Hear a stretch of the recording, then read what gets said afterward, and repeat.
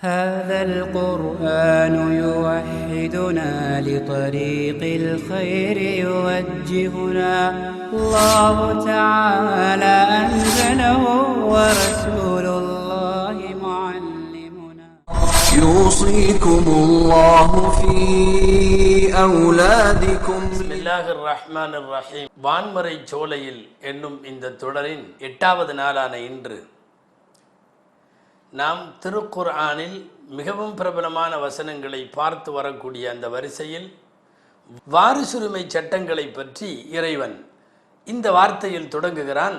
யூசிக்குமுல்லாஹு ஃபி அவுலாதிக்கும், உங்களுடைய மக்கள் விஷயத்தில் இறைவன் இப்படி வசியத்து செய்கிறான் என்று சொல்லிவிட்டு ஆணுக்கு எவ்வளவு, பெண்ணுக்கு எவ்வளவு, மகனுக்கு, மகளுக்கு, தாய்க்கு, தந்தைக்கு, மனைவிக்கு, கணவனுக்கு, சகோதரர்களுக்கு, சகோதரிகளுக்கு, அனாதைகளுக்கு, சொத்தை வாரிசுகள் இல்லாமல் விட்டு செல்பவர்களுக்கு என்று ஒரு நீண்ட பட்டியல் திருக்குர்ஆனில் சூரத்துன் நிசா என்கிற அத்தியாயத்தில் அல்லாஹ் சொல்லியிருக்கிறான். நாம் முதல்ல பார்க்க வேண்டியது என்னென்னா, ஒருத்தர் மௌத்தா போயிட்டா மௌத்தோடு சம்பந்தப்படுகின்ற 4 முக்கியமான விஷயங்கள். முதல்ல செய்ய வேண்டிய விஷயம் இதுதான். 4 நம்பர் 1, மௌத்தினுடைய கஃன் தஃபன் செலவுகளுக்காக முதலில் பணம் எடுத்தல். யாராவது மற்றவங்க செஞ்சிட்டாங்க, அது வேற, வீட்டில் உள்ளவங்க செய்கிறாங்க. மையத்து விட்டு விட்டு போன சொத்திலிருந்து முதலில் செலவழிப்பதாக இருந்தால் கஃன் தஃபனுக்கு ஒரு நியாயமான அளவுக்கு எடுத்துக்கொள்ளலாம். கஃன் தஃபன் செலவுகள் செய்வது முதல் வரிசை, முதல் ரகம். இனி அடுத்து இதற்கு அடுத்த 2வது வேலை, 4 மையத்தோடு சம்பந்தப்படக்கூடிய கடமைகளில் 2வது கடமை, மையத்தின் மீது இருக்கிற கடன்கள் அடைக்கப்பட வேண்டும். அந்த மையத்து யார் யார்கிட்ட எவ்வளோ வாங்கியிருக்கார் அதை பூரா அடைச்சிடணும். கடனை இருக்கிற சொத்துக்கு எவ்வளவு வருமோ அவ்வளவு கொடுத்துடணும். சிலது கடன் நிறைய வாங்கி வச்சுட்டு போயிருப்பார், சொத்து கம்மியாக தான் விட்டுட்டு போயிருப்பார். இப்போ இருப்பதை வைத்து வாங்கிய கடனுடைய பங்குதாரர்களுக்கு அவங்களுடைய விகிதாச்சாரத்துக்கு தோதுவாக பிரித்து கொடுத்துடணும். இங்கே கடன்களை, மையத்துடைய கடன்களை அடைக்குதல் என்று வருகிற போது முக்கியமான ஒரு விஷயம், மையத்து ஒருவேளை மனைவிக்கு மகர் தராமல் இருந்தால் மகரும் கடனிலே சேரும். முதல்ல அதை கொடுத்துடணும். ஆக முதலில் கஃன் தஃபன் செலவுகள், 2வது கடன், 3வது மையத்து ஏதாவது வசியத்து மரண வாக்குமூலம் செய்திருந்தால் அந்த மரண வாக்குமூலத்தை நிறைவேற்ற வேண்டும். வசியத்து என்று சொல்லுவோம். இந்த வசியத்துன்னா, யாராவது ஒருத்தர் மௌத்தா போகிறவர் பசங்க பிள்ளைகள்லாம் சண்டை போட்டாங்கன்னு சொல்லி போட்டு என்னுடைய பூரா சொத்தை நான் பள்ளியாசிரியர் எழுதி வைக்கிறேன்னு அவெல்லாம் செல்லாது. நான் பூரா சொத்தை மதரசா கொடுக்குறேன் அப்படின்னு சொல்லி போட்டு போயிட்டாருன்னா செல்லாது. அதுவே அவர் ஜீவிய காலத்தில் உயிரோடு இருக்கிறப்பவே தானம் கொடுத்து அது ரிஜிஸ்டர் பண்ணி இப்படி பண்ணியிருந்தாருன்னா சொல்லும். மவுத்துக்கு பின்னாடி என் சொத்தை இப்படி பிரிச்சுக்குங்க அப்படின்னு சொல்லிட்டு அவராக சொல்ல முடியாது. மவுத்தாயிட்டாவே இங்கே பிரிக்கிறது ஷரியத் சொன்னபடி தான் பிரிக்க முடியும், அவர் சொல்கிறபடி இல்லை. அவர் உயிர் போகிற வரைக்கும் அவர் எப்படி வேணாலும் பிரிக்கலாம். ஆனால் அவர் உயிர் போயிருச்சுன்னா அதுக்கப்புறம் ஷரியத் சொல்கிறபடி தான் பிரிக்க முடியும். இப்போ 3வது கடமை வசியத்து, அவர் கொடுத்துருந்த வாக்கு மூலத்தை எவ்வளோ நிறைவேற்றலைன்னா 3இல் 1 பகுதி மட்டும் எடுத்து அவர் வாக்கு மூலத்தை நிறைவேற்ற முடியும். அவர் சொல்லிட்டு போயிருப்பார், எனக்கு வளர்த்த தாய் ஒன்று இருக்குது, அதுக்கு இவ்வளோ கொடுங்க, என்னுடைய வளர்ப்பு மகன் ஒருத்தருக்கு அவனுக்கு இவ்வளோ கொடுங்க, எங்கள் ஊர் பள்ளியாசிலுக்கு இவ்வளோ கொடுங்க, எங்கள் ஊர் மதரசாவுக்கு இவ்வளோ கொடுங்கம்பார். அவர் சொன்னதை பூரா கொடுக்க முடியாது.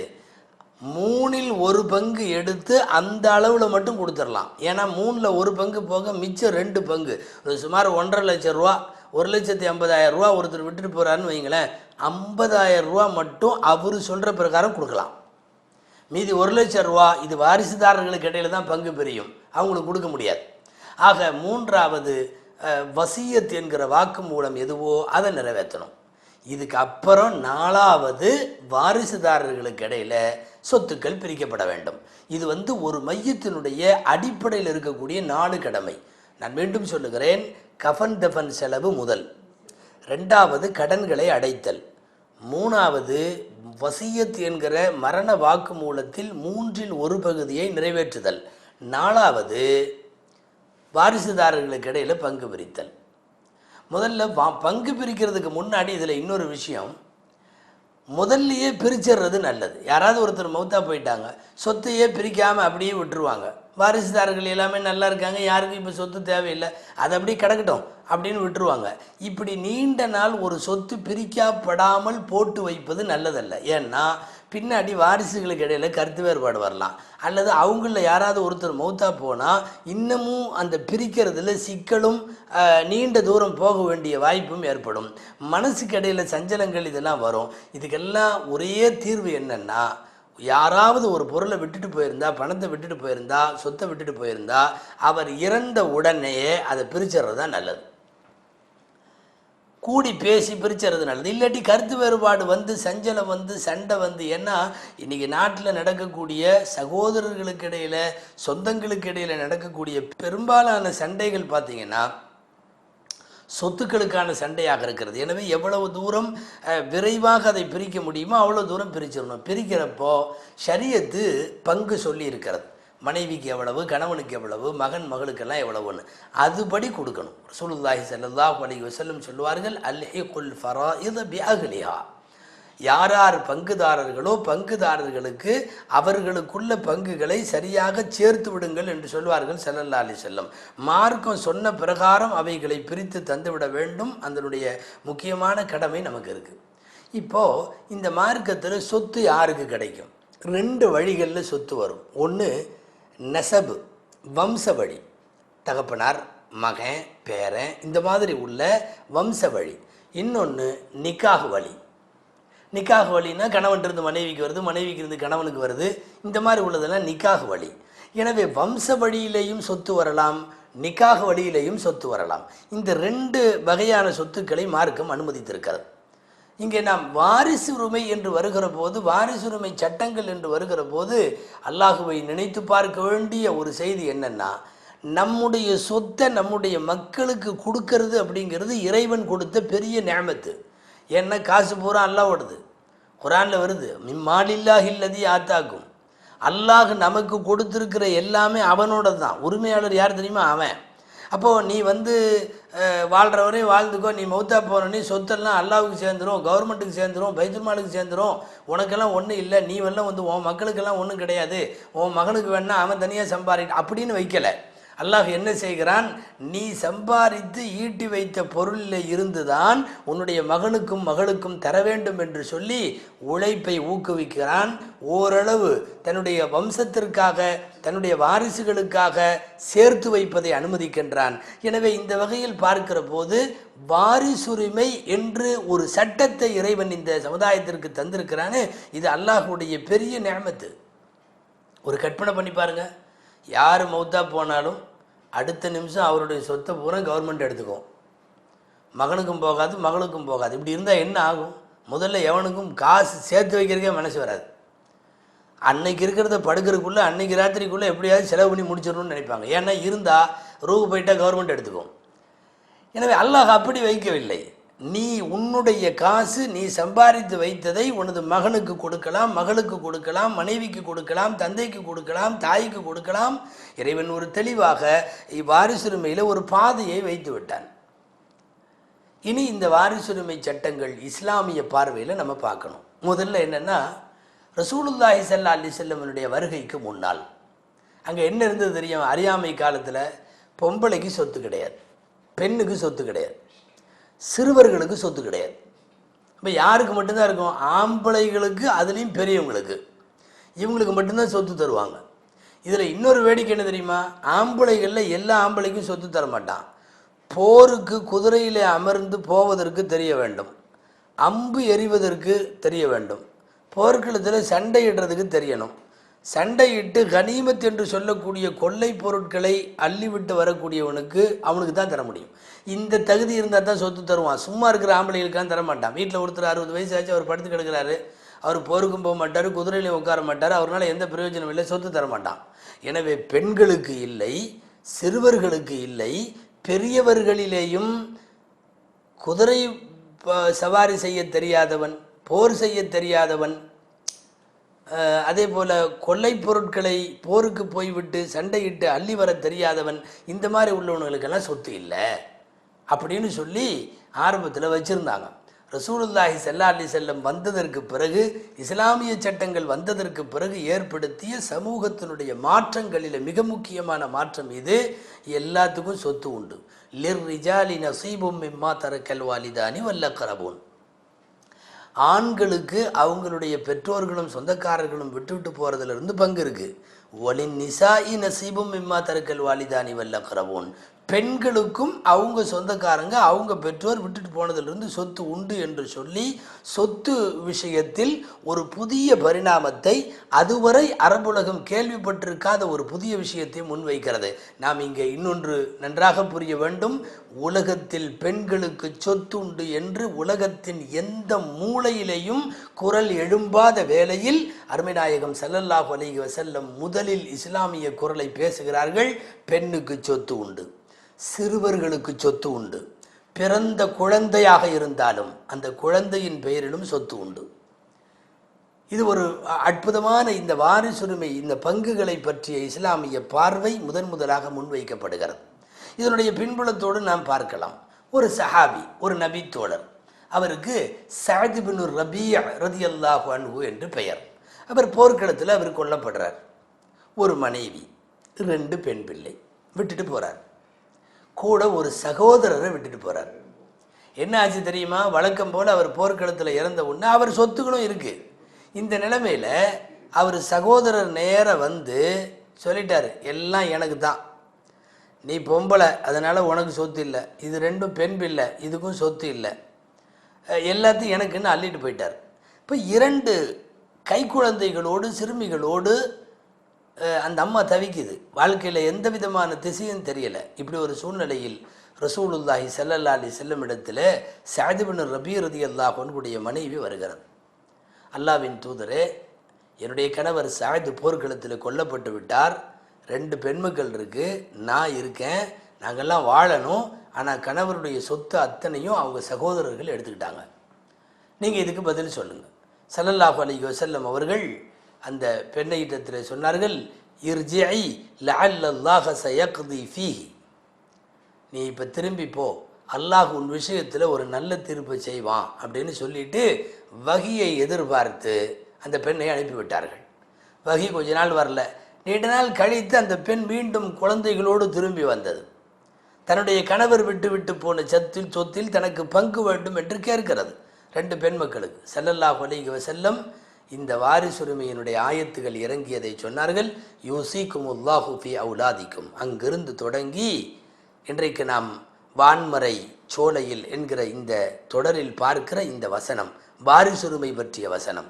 இந்த வசனத்தை ஓதி காட்டிவிட்டு ஸல்லல்லாஹு அலைஹி வஸல்லம் அந்த சகோதரரை கூப்பிட்டு அனுப்புனாங்க. கூப்பிட்டு அனுப்பிச்சு, இங்கே பார், எல்லா சொத்தையும் நீ எடுத்துக்கிட்டது தப்பு, அப்படி அனுமதி இல்லை. மார்க்கம் இப்போது சொல்லி இருக்கிற சட்ட பிரகாரம் அந்த சொத்து சஅதுடைய சொத்துல இருந்து இந்த 2 பிள்ளைகளுக்கும் 3/2 பங்கு கொடுத்துடணும். உதாரணமாக 1,50,000 ரூபாய் விட்டு போயிருந்தால் 1,00,000 ரூபாய் இந்த பிள்ளைகளுக்கு. அதுக்கப்புறம் மொத்த சொத்தை 8/1 பங்கு மனைவிக்கு கொடுக்கணும். இது போக மிச்சம் உள்ளது தான் நீ எடுத்துக்க முடியும். 8/1 பங்கு சொத்தை மனைவிக்கு தந்து விட வேண்டும், 3/2 பங்கு சொத்தை பெண்களுக்கு கொடுத்து விட வேண்டும், மீதி உள்ளவைகள் தான் உங்களுக்கு அப்படின்னு சொல்லிட்டு ரசூலுல்லாஹி ஸல்லல்லாஹு அலைஹி வஸல்லம் அனுப்பினார்கள். வரலாற்று ஆசிரியர்கள், முஃபஸ்ஸிரீன்கள், திருக்குர்ஆன் விரிவுரையாளர்கள் சொல்லுகிறார்கள், இஸ்லாத்திலே பிரிக்கப்பட்ட முதல் சொத்து இதுதான். இஸ்லாத்திலே பிரிக்கப்பட்ட முதல் பாக பிரிவினை என்பது இதுதான். ரசூலுல்லாஹி ஸல்லல்லாஹு அலைஹி வஸல்லம் பிரித்து அனுப்பிவிட்டார்கள்.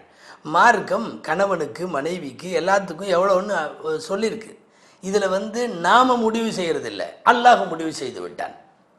நாம் முடிவு செய்கிறதா இருந்தால் தப்பாக முடிவு செஞ்சுருவோம். சமயத்தில் யார் கடைசியாக மௌத்தா போகிறதுக்கு முன்னாடி ஒரு 3 மாதம் பக்கத்தில் இருந்து நம்மளை கவனித்து பணிவிடையெல்லாம் செஞ்சானோ எல்லா சொத்தையும் அவனுக்கு கொடுத்தா நல்லா இருக்குன்னு நாம் பாட்டில் அவனுக்குன்னு சொல்லிட்டு போயிடுவோம்.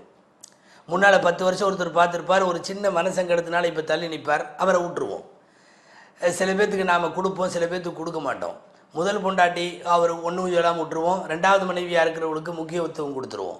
குழந்தைகளில் யாருக்காவது முக்கியத்துவம் கொடுத்துருவோம். ஆண் பிள்ளைகளுக்கு, பெண் பிள்ளைகளுக்கு, இப்படியெல்லாம் நிறைய நாம் பாகுபாடுகள் பார்த்து விடுவோம் என்பதால் இந்த சொத்து விஷயங்களை இறைவனே தீர்மானித்து விட்டான். ஆளாளுக்கு இவ்வளவுதான் பங்கு. குரானில் அல்லாஹ் இந்த வாரிசுரிமை ஆயத்திலேயே அதை சொல்கிறான். ஆபாவுக்கும் அபினாவுக்கும் லா ததுரூன ஐயுகும் அக்ரபுலக்கும் நஃப்அன். உங்களுடைய பெற்றோர்கள் அல்லது உங்களுடைய மக்கள் இவங்கெல்லாம் யார் ரொம்ப பிரயோஜனம் யாருக்கு அப்படிங்கிறதெல்லாம் உங்களுக்கு தெரியாது. எது பலன் தரும், எது நல்லது என்பது அல்லாஹுவுக்குத்தான் தெரியும், நீங்கள் அறிய மாட்டீர்கள் என்கிற வார்த்தையை இறைவன் இந்த வாரிசுரிமை பங்கு பிரிப்பது சம்பந்தப்பட்ட இந்த ஆயத்தை பயன்படுத்துகிற போது இறைவன் சொல்லுகிறான். அதனால் நாமளாக கொடுக்கறதுன்னு வந்தோம்னா கொஞ்சம் தாறுமாறாக பங்கு போட்டு கொடுத்துருவோம், அல்லது நம்மிடையே இருக்கக்கூடிய கருத்து வேறுபாடுகளை பார்த்து அந்த கருத்து வேறுபாடுகள் பிரகாரம் கொடுத்துருவோம். இது தவறு என்கிற காரணத்தால் தான் ஷரீஅத் முடிவு செய்கிறது, இப்படி கொடுத்து விடுங்கள் என்கிற அடிப்படையில். பெண்ணுக்கு சொத்து உண்டு என்று சொன்னார்கள், சிறுவர்களுக்கு சொத்து உண்டு என்று சொன்னார்கள். இந்த வரிசையில் வாரிசுரிமை சம்பந்தமான சட்டங்களில் ரொம்ப இஸ்லாத்தின் மீது முன்வைக்கப்படக்கூடிய ஒரு குற்றச்சாட்டெல்லாம் கிடையாது. அது சும்மா மற்றவங்க சொல்கிறது என்னென்னா, ஏன் ஆணுக்கு 2 பங்கு பெண்ணுக்கு ஏன் 1 பங்கு? இது பிரபலமாக கேட்கப்படுற செய்தி. இதை நம்ம கொஞ்சம் விரிவாக பார்க்கணும். முதல் செய்தி, ஒரு பெண் திருமணத்திற்கு முன்னால் அவள் பெற்றோருடைய பொறுப்பு, சகோதரர்களுடைய பொறுப்பு. திருமணத்திற்கு பின்னால் கணவனுடைய பொறுப்பு. அந்த பெண்ணுக்கு எங்கேயாவது செலவு இருக்கா அப்படின்னு பார்த்தா இல்லை. அவளுக்குள்ள செலவை எல்லாம் படிக்க வைக்கிறதா, கல்யாணம் பண்ணி கொடுக்கறதா, குடும்ப செலவா, இதையெல்லாம் முன்னாடி பெற்றோர் பார்த்துட்டு இருந்தார். கல்யாணம் ஆன உடனே அதெல்லாம் கணவன் மேலே வந்துடுச்சு. சொல்லப்போனால் ஒரு மனைவிக்கு செலவழிப்பதற்கு தகுதி இருந்தால் தான் இவன் கணவனாகவே ஆக முடியும்னு ஷரியத் சொல்லுது. எனவே பெண்ணுக்குன்னு தனியாக செலவே கிடையாது. நீங்கள் ஒரு சொத்து பிரிக்கிறீங்க, ஒரு 1,50,000 ரூபாய், இதில் 1 லட்ச ரூபா ஆம்பளை கையில் கொடுத்துட்றோம், ஒரு பையன் கையில் கொடுத்துட்றோம். ஒரு வீட்டில் இன்னொரு புள்ள இருக்குது, ஒரு பையன் ஒரு புள்ள கையில் 50,000 கொடுக்குறோம். இதுதான் மார்க்க தீர்ப்பு. 2 பங்கு ஆணுக்கு, 1 பங்கு. இப்போ இந்த 1 பங்கு வாங்கினால இந்த 50,000 ரூபாய் இந்த பொம்பளை அப்படியே வச்சுருப்பா. அந்த 50,000 ரூபாய்க்கு செலவு கிடையாது. செலவுன்னா கட்டாய கடமைன்னு எந்த செலவும் கிடையாது. இவங்களா கொடுத்து யாருக்காவது உதவுனா அது வேற. செலவழிக்க வேண்டிய பொறுப்பு இருக்கா இல்லை. ஆனால் அந்த 1 லட்ச ரூபாய் வாங்கினான் இல்லையா, அவன் அதில் தான் மனைவி மக்களை பார்க்கணும், அவன் தான் செலவழிக்கணும். அவன் கல்யாணம் பண்ணுறதுன்னா அவன் அதில் தான் மகர் கொடுக்கணும். எல்லா செலவும் அவன் மேலே. கணவன் மீது, ஆணின் மீது பொறுப்புகளை, செலவுகளை அதிகம் சுமத்தி இருப்பதால் அவனுக்கு 2 பங்கு, மற்றபடி பெண்ணுக்கு 1 பங்கு. இதை ஒரு பெரிய குற்றச்சாட்டாக எடுத்துக்கொண்டு முன்வைக்கின்றார்கள். பிராக்டிக்கலாக நடைமுறையில் யோசிச்சா பெண்ணுக்கான இந்த 1 பங்கு சொத்து என்பதே ஒரு வகையில் சொல்ல போனால் அதிகம் என்று சொல்லலாம். ஏன் இன்னமும் கொஞ்சம் டீப்பாக இந்த சட்டத்தில் இறங்கி போய் பார்த்தோம்னா, இந்த வாரிசுரிமை சம்பந்தப்பட்ட கிதாபுகள் நிறைய இருக்குது. குறிப்பாக அரபிக் கல்லூரிகளில் படித்து கொடுக்கப்படுகிற சிராஜி ஃபில் மீராத் ஒரு கிதாபு. ஒரு பெண்ணுக்கு சொத்து வர்ற இடம்னு சொல்லி 34 இடங்கள் சொல்லுது. 34 இடங்கள். பெண்ணுக்கு அத்தனை இடத்துல ஏதாவது ஒரு மையத்துக்கு ஏதாவது ஒருத்தர் மூத்தா போயிருப்பார், அவருக்கு அது மகளாக இருக்கும். ஒருத்தர் மூத்தா போயிருப்பார், அவருக்கு மனைவியாக இருக்கும். யாராவது ஒருத்தர் மூத்தா போயிருப்பார், அவருக்கு அம்மாவாக இருக்கும், அவருக்கு தங்கச்சியாக இருக்கும், அக்காவாக இருக்கும். இப்படி நிறைய ஒரு பெண் சொத்து பெறுகின்ற வடிவங்கள் 34 வடிவம் இருக்குது. இந்த 34 வடிவங்களில் பார்த்தீங்கன்னா 10 இடங்களில் ஆணும் பெண்ணும் சமம். 2 பங்கெல்லாம் இல்லை, சமம். உதாரணமாக பாட்டன் பாட்டி, தாதா தாதி, நன்னா நன்னி, இதில் எல்லாம் 2 பேரும் சமந்தான். நன்னாவுக்கு 2 பங்கு, தாதிக்கு நன்னிக்கு 1 பங்கு, அதெல்லாம் இல்லை. தாத்தாவுக்கு 2 பங்கு, தாதிக்கு 1 பங்கு, அதெல்லாம் இல்லை. ஒரே சமம் தான். 10 இடங்கள் ஆணும் பெண்ணும் சரிசமமாக சொத்தை பெறுகிறார்கள். நன்றாக கவனிக்க வேண்டும். அப்புறம் ஒரு 10 இடம் இருக்கு. ஆச்சரியம் என்ன தெரியுமா? ஆணை விட பெண் அதிகமாக வாங்குகிறாள். ஆணை விட பெண் அதிகமாக சொத்து பெறக்கூடிய இடங்கள் 10 இடங்கள். நான் மொத்தம் 34 இடங்கள் சொல்லியிருக்கேன். 10 இடத்தில் ஆணும் பெண்ணும் சரிசமமாக. அடுத்த 10, இன்னொரு 10 ஆணை விட அதிகமாக பெறுகிறாள். இதை விட பெரிய ஆச்சரியம் தெரியுமா? இன்னொரு 10 இடத்தில் ஆணுக்கு சொத்து கிடைக்காமல் தடையாக இருக்கிறாள். இவன் நகுந்தா அவனுக்கு கிடைச்சிரும், ஆனால் இவள் அங்கே குறுக்க நிற்பதால் அவனுக்கு கிடைப்பதில்லை. அந்த மாதிரி 10 இடங்கள். இதெல்லாம் தனித்தனியாக கணக்குகள் எல்லாம் விலாவரியாக பேச வேண்டும், அதையெல்லாம் விட்டுருவோம். 34 இடங்களில் 30 இடம் போயிருச்சா? 4 இடம் மட்டும் ஒரு பெண்ணை விட ஆணுக்கு 2 மடங்கு, அதில் பாதி 1 மடங்கு தான் பெண்ணுக்கு என்று ஷரியத் சொல்லுகிறது. இதுவும் பல்வேறு காரண காரியங்களோடு இந்த வாரிசுரிமை சட்டங்களை ஆழ்ந்து யோசித்தால்தான் இந்த மார்க்கம் இவ்வளவு தூரம் தொலைநோக்கோடு இந்த வாரிசுரிமை சட்டத்தை பிறப்பித்திருக்கிறது என்பது நமக்கு புலப்படும். ஆக 34 இடங்களில் 4 இடங்கள். ஆனால் இஸ்லாமிற்கு எதிராக விஷமத்தனமாக எதையாவது எப்போதும் பேசிக் கொண்டிருப்பவர்கள் பொம்பளைக்கு 1 பங்கு, ஆணுக்கு 2 பங்கு, இது என்ன அநியாயம் என்ற அடிப்படையில் பேசுகிறார்கள். ஆனால் பிரிக்கப்படுகிற சொத்துகளில் இவற்றிற்கு எந்த விதமான சம்பந்தமும் இல்லாத அளவுக்கு இருக்கிறது. மறுபக்கம் நாம் இன்னொன்றையும் யோசிக்க வேண்டும். மிக முக்கியமாக சொத்து விஷயங்களில் ஏற்படுகின்ற முக்கியமான பிரச்சனை என்னன்னா, பொம்பளைகளுக்கு கரெக்டாக சொத்தை கொடுக்கறதில்ல. நிறைய வீடுகளில் கொடுக்கறதில்ல. ஒரே ஒரு காரணம் உடனே தூக்கி போடுவாங்க. என்ன தெரியுமா? நாங்கள் உங்களுக்கு கல்யாணம் பண்ணி கொடுத்துட்டோமல்ல அப்படிம்பாங்க. கல்யாணம் பண்ணி கொடுக்கறதுக்கும் வாரிசுரிமைக்கும் எந்த சம்மந்தமும் கிடையாது. உன்னை யார் அவ்வளோ பெரிய செலவில் கல்யாணம் பண்ணி கொடுக்க சொன்னா? நீ 5 லட்சம் ரூபாயில் மண்டபம் பிடிச்சிருப்ப, இத்தனை பவுன் நகை போட்டிருப்ப, என்னென்னமோ நடந்திருக்கும். இதையெல்லாம் சொத்துல பிடிக்கக்கூடாது. மார்க்கத்தில் அதுக்கு அனுமதி இல்லை. இது மரணித்தவருடைய சொத்துல இருந்து ஒரு பெண்ணுக்கு வரக்கூடிய பங்கு. அதை கல்யாணம்னு காரணம் காட்டுறதோ, நகைன்னு காரணம் காட்டுறதோ, அல்லது வேற படிக்க வச்சோன்னு காரணம் காட்டுறதோ இது எதுவுமே கூடாது. பெரும்பாலான இடத்துல அப்படித்தான் நடக்குது. பொம்பளை பிள்ளை எத்தனை பேர்? 4 பேர். சரி, இந்த ஆளுக்கு 50,000 பொடி, நீங்கள்லாம் இடத்த காலி பண்ணு அப்படின்னு சொல்லிட்டு பல லட்சம் ரூபாய் செலவை ஆண்கள் பிரித்து கொள்வார்கள். இந்த காலத்தில் அப்போ ஆண்களை படிக்க வைக்கிற செலவில் எதில் கொண்டு போய் சேர்க்கறது? பெண்ணை கட்டி கொடுக்குற செலவுன்னு சொன்னால். எனவே ஷரியத்து சொல்லுகிற பிரகாரம் ஒரு மையத்தின் சொத்துல இருந்து ஆணுக்கு எவ்வளவு, பெண்ணுக்கு எவ்வளவு என்று மார்க்கம் தீர்ப்பளித்திருக்கிறதோ அதை தரணும். இந்த விஷயத்தில் பெரும்பாலான குடும்பங்கள், சுமார் 90% குடும்பங்கள் பெண்களுக்கு அநீதி இழைக்கிறது. அந்த மாதிரி செய்யறதுக்கு நமக்கு அனுமதி இல்லை.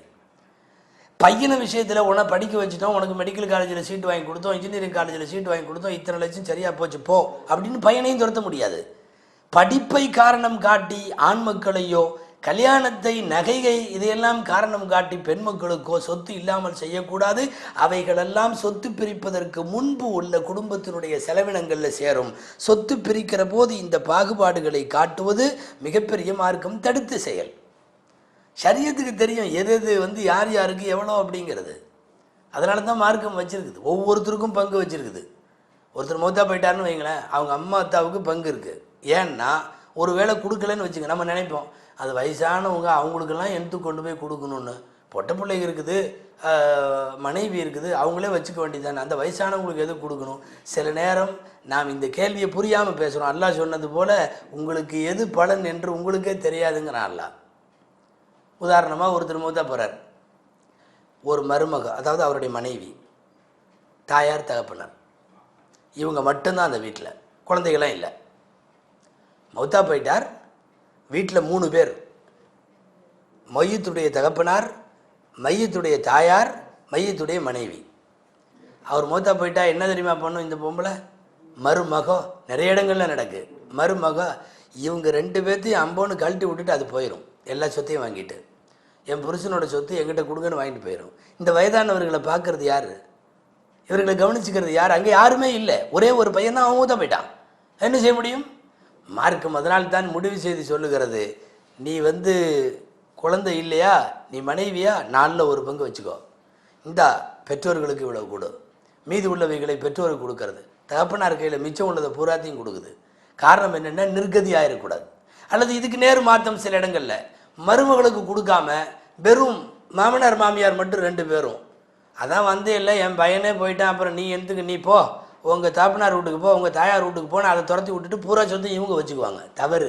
அதனால்தான் பெற்றோருக்கும் பிரித்து சொல்லுகிறது, மறுபக்கம் மருமகளுக்கும் பிரித்து சொல்லுகிறது இந்த மார்க்கம். மார்க்கத்தில் என்ன முடிவு செய்யப்பட்டிருக்கிறது என்பது நமக்கு தெரியாது. அல்லாஹ் இதை நன்கு தெரிந்தவன். எனவே தேவையானவர்களுக்கெல்லாம் தருகிறான்.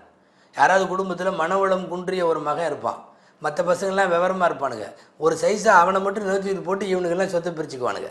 மார்க்கம் அப்படி பிரிக்கவே இல்லை. எல்லா மகன்களும் மகனே. அதில் இவன் இவ்வளோ படிச்சிருக்கான், அவன் அவ்வளோ படிக்கலை, அவன் தான் பிஸ்னஸ் பண்ணி சம்பாரித்து கொண்டு வர்றான், இவன் இப்படி எல்லாம் பாகுபாடுகளை நாம் பார்த்தால் அது சரிப்படாது. எனவே மார்க்கம் சொன்ன அடிப்படையில், அல்லாஹ் சொன்ன அடிப்படையில் பங்குகளை பிரித்து தாருங்கள். எல்லாம் வல்ல இறைவன் சொத்துகளுக்காக சண்டை போடுகிற சமுதாயமாக இல்லாமல் விட்டு கொடுக்கின்ற பரந்த மனப்பாங்கு உள்ளவர்களாக இறைவன் நம்மை ஆக்கி அருள்வானாக. ஆமீன். வாஹிர் தஅவானா அல்ஹம்துலில்லாஹி ரப்பில் ஆலமீன். அஸ்ஸலாமு அலைக்கும் வரஹ்மத்துல்லாஹி வபரகாத்துஹு. القرآن يوحدنا لطريق الخير يوجهنا. الله تعالى أنزله ورسول